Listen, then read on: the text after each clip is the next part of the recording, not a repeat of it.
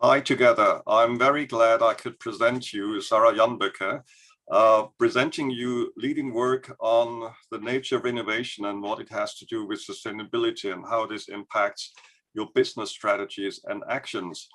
Sarah Janböcke is a trained industrial designer. She studied at Volkwang University in Essen, one of the leading design cities in Germany. And she worked in major companies and agencies.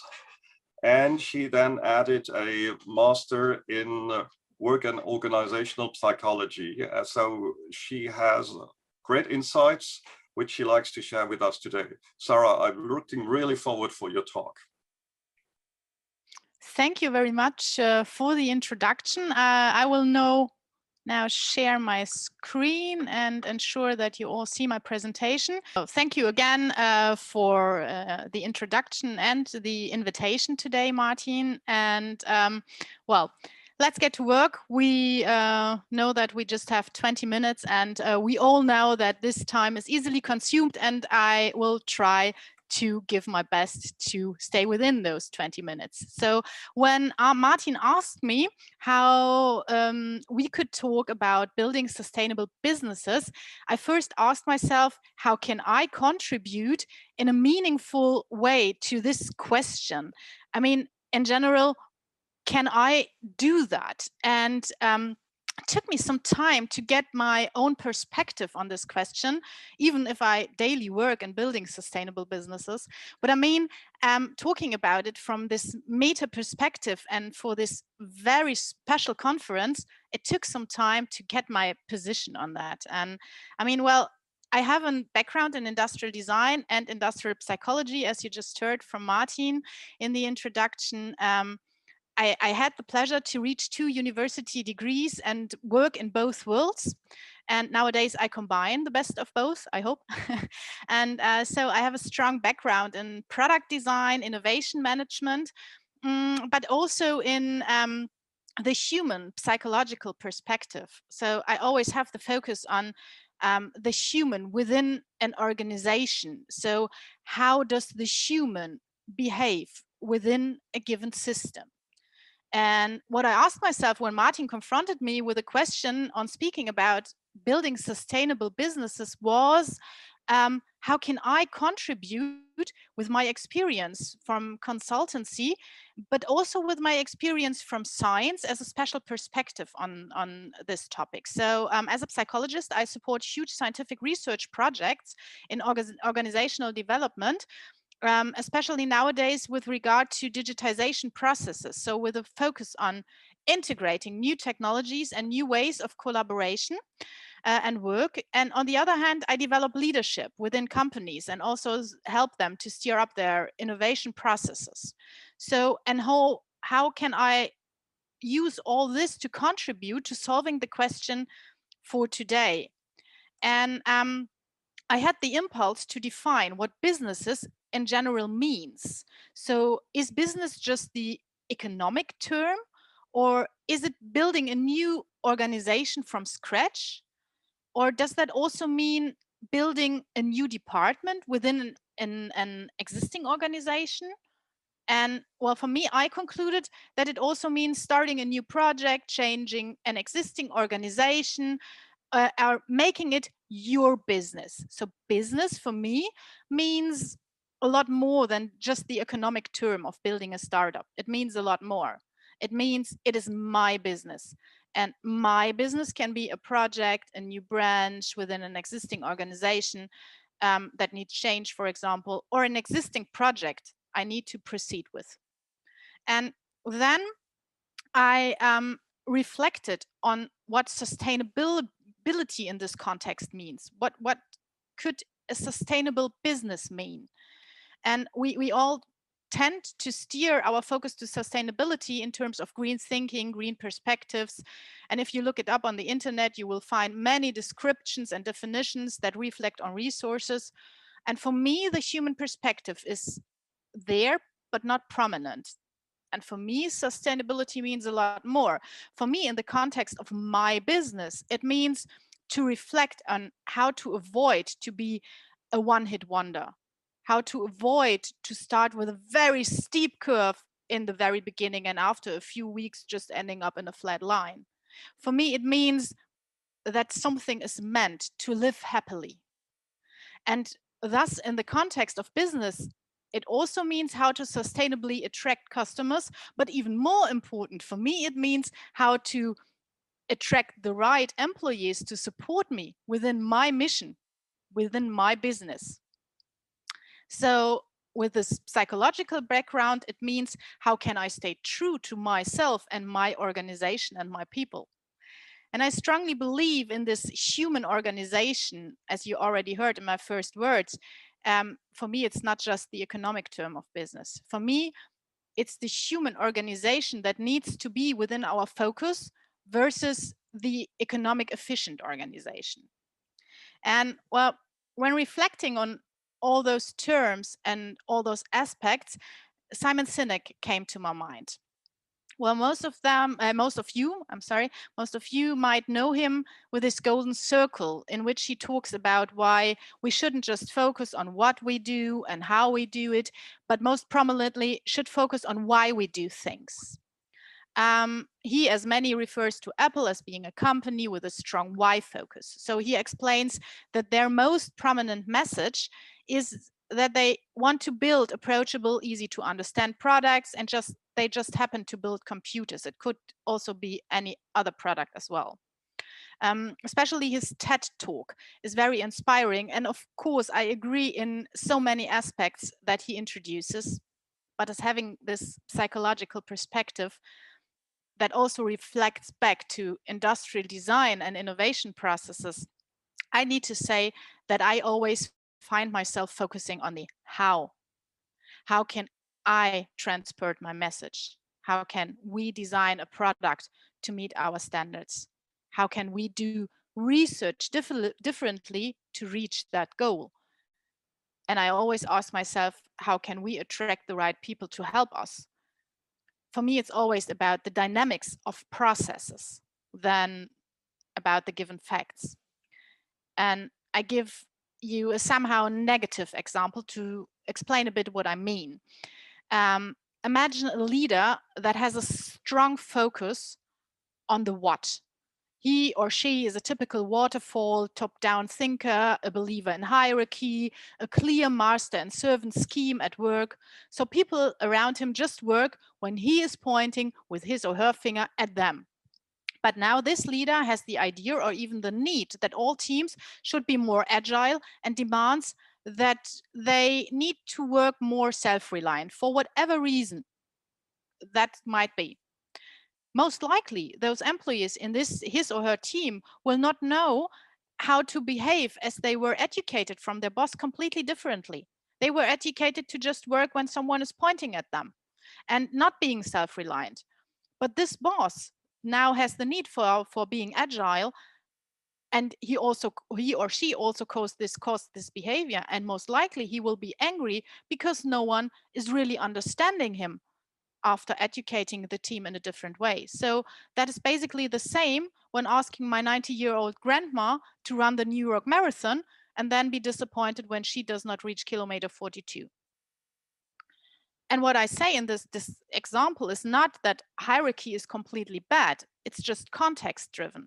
In a fire station, for example, you need to have a strict hierarchy within the organization to make the process efficient and life-saving. But this culture needs to be transparent and consistent to attract the right people and to educate them correctly. Otherwise, they cannot help you. And that is why the how is so important and rather complex. For me, at least, it is. And I give you an example of myself so I can easily answer this why question, why I do what I do. I thrive to make the world a better place like any other industrial designer. I mean, they are most of the times hopelessly optimistic, so I do the same. And I strongly believe in improved human communication as the root cause of every change. And now I always hear technology and digitization are the new normal. There's no human in that. And I strongly disagree.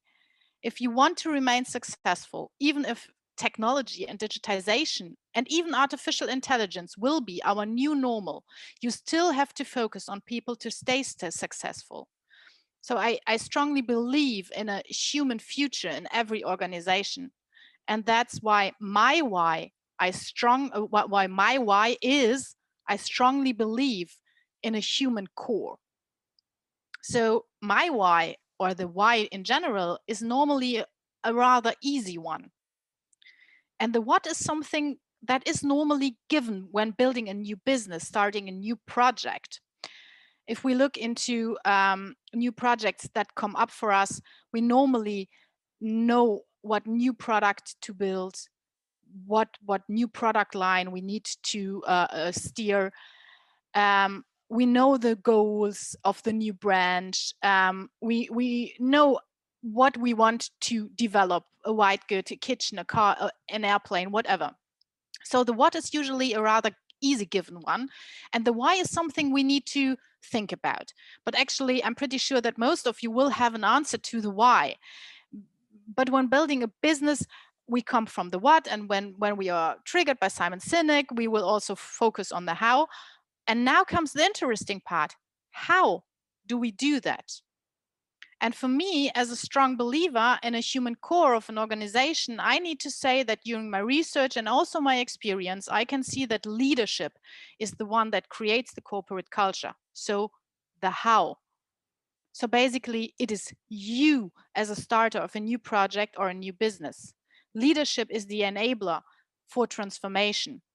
So if you take over a new branch, a new department, a new product line, the leadership is the one that shapes the innovation culture within his or her specific context. So it all starts with the you individually. And then the you is transported throughout your whole organization and the team behind it.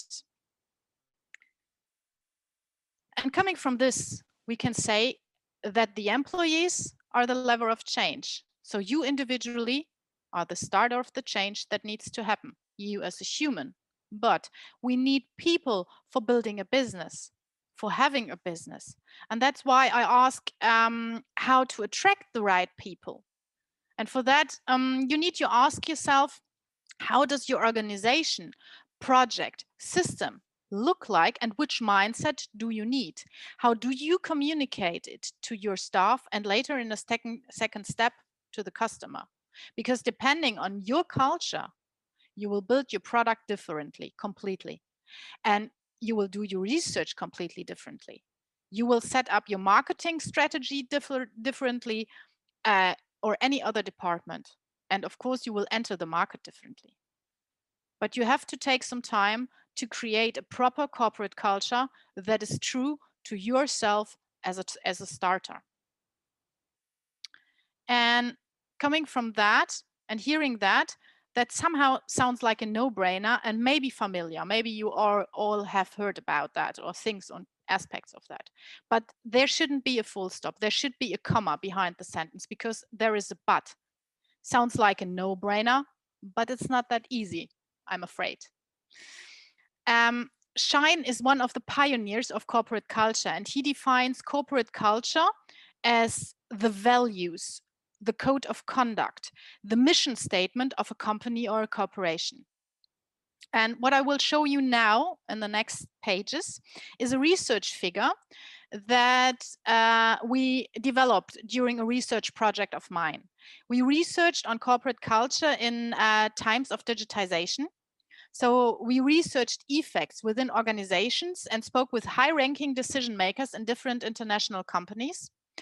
And we wanted to get an understanding on how corporate culture needs to evolve to meet current standards. So the disruptive environment and world we live in right now. And what I will show you is that the how is not as easy, but of course reachable. So it's a rather complex picture. Don't be shocked when I go over to the next page. So what we could conduct was a lot of data and a lot of interesting perspectives, but we could also build a new expanded idea of corporate culture coming from what Shine said. So in the middle, you can see Shine's idea and our expanded idea with the main pillars of leadership culture, organizational culture, and communication culture, shows how more differentiated this picture needs to be. So we could also specify suggestions and proposals on how to proceed within those 3 elements of corporate culture.